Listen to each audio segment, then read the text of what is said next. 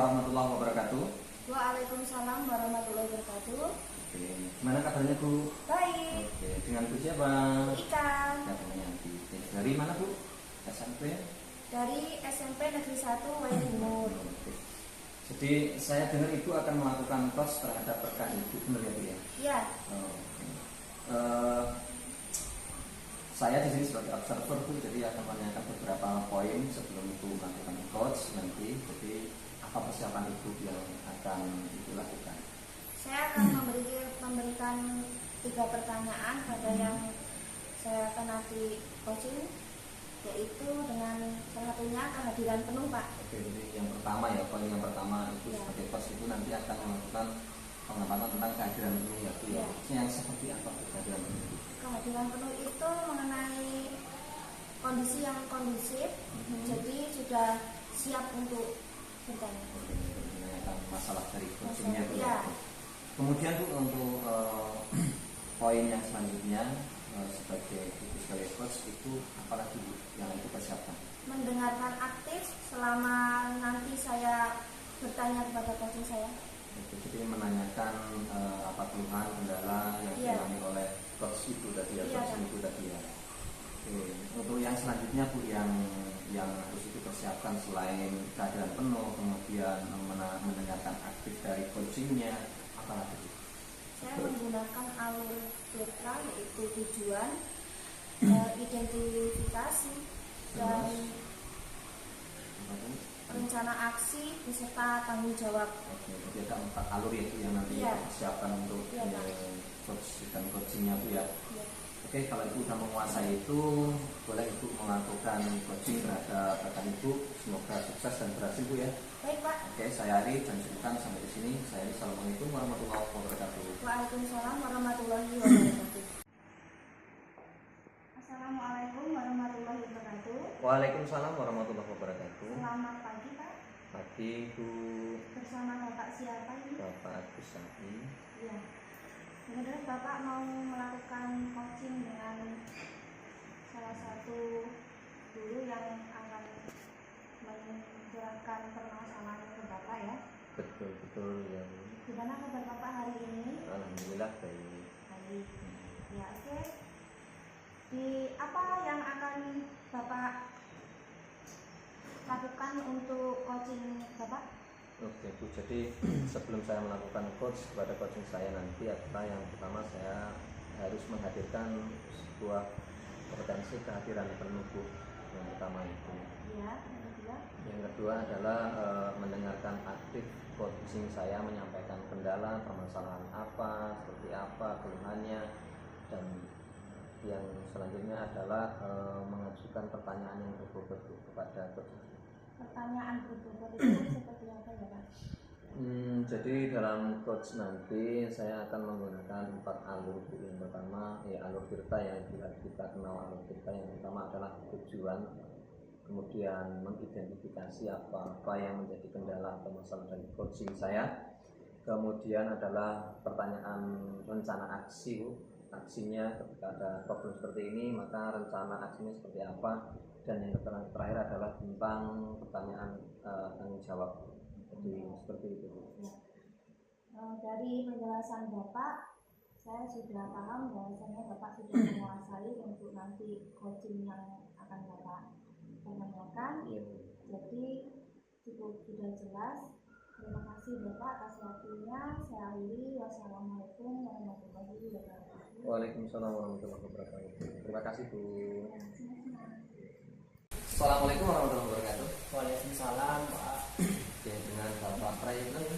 Iya, saya Prayitno dari PPD SDMP juga Pak. Oke, jadi saya dengar Bapak menemui saya ada tujuan apa Pak?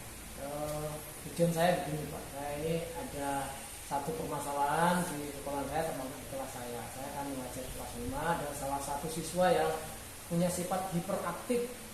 Hiperaktifnya seperti apa ini, selalu kegiatan itu mengganggu teman yang ada di sampingnya Pak. Ketika pembelajaran jadi selalu mengganggu dan akhirnya pembelajaran itu tidak kondusif.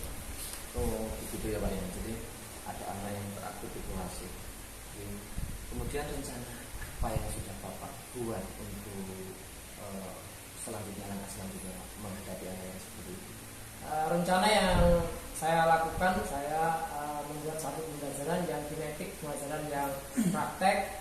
Tujuan saya untuk praktek itu mengurangi kegiatan yang hiperaktif itu menjadi hal yang positif dan tidak mengganggu temannya.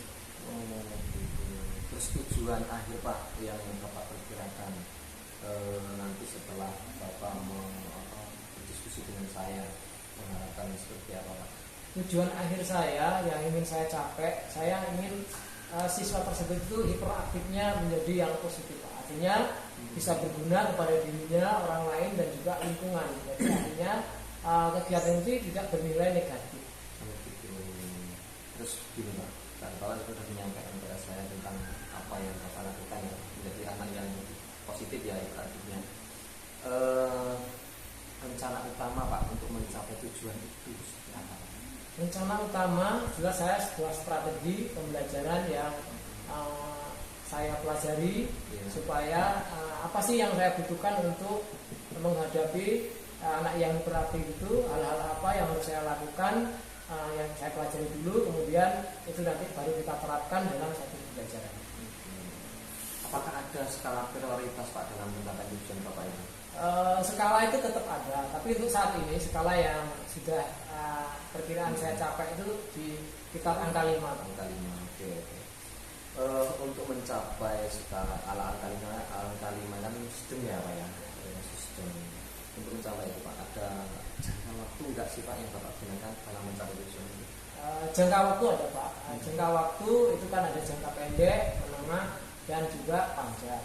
Jadi saya memilih jangka yang menengah saja Pak. Kalau pendek mungkin terlalu cepat, jadi saya pilih tengah-tengah saja supaya dengan jangka yang menengah itu saya bisa menjadi refleksi saya hal apa yang perlu saya perbaiki dengan jangka yang menengah itu. Apakah atau apa saja Pak kekuatan yang Bapak miliki sampai saat ini mencapai tujuan itu? Kekuatan yang saya miliki pertama adalah kompetensi. Kompetensi itu dari diri saya dan juga anak itu akan saya gali dan saya terapkan untuk mengatasi permasalahan yang timbul itu. Jadi kompetensi itu menjadi acuan saya untuk menghadapi anak yang hiperaktif. Jadi saya memberikan kesempatan kepada anak itu kompetensi mana yang bisa saya kembangkan untuk mengatasi hiperaktif itu. Apakah ada hambatan Pak selama Bapak melakukan proses-proses untuk mencapai tujuan itu? Hambatan itu tetap ada Pak.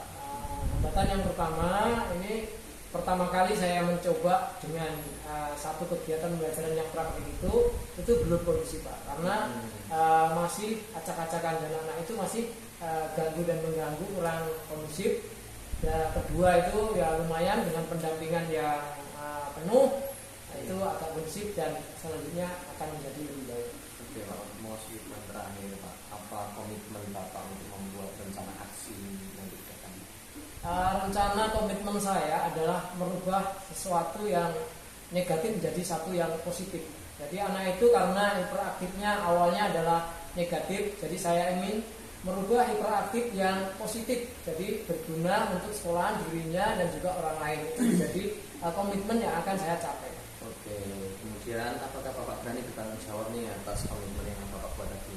Saya sangat berani sebagai seorang pendidik, saya harus bertanggung jawab apa yang akan saya lakukan itu, baik diri saya, kepada anak dan juga kepada sekolahan. Jadi saya bertanggung jawab penuh atas apa yang saya lakukan. Oke, jadi atas beberapa yang Bapak sampaikan tadi, mudah-mudahan Bapak menemukan solusi ya terkait dengan permasalahan siswa yang beraktif, kemudian Bapak ada identifikasi tujuan, kemudian tanggung jawab Bapak juga sudah disampaikan pada saat ini.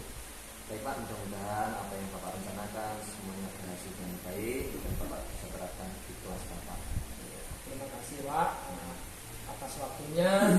Nanti jika saya ada permasalahan mungkin saya minta untuk bisa ketemu Bapak. Siap Pak, terima kasih.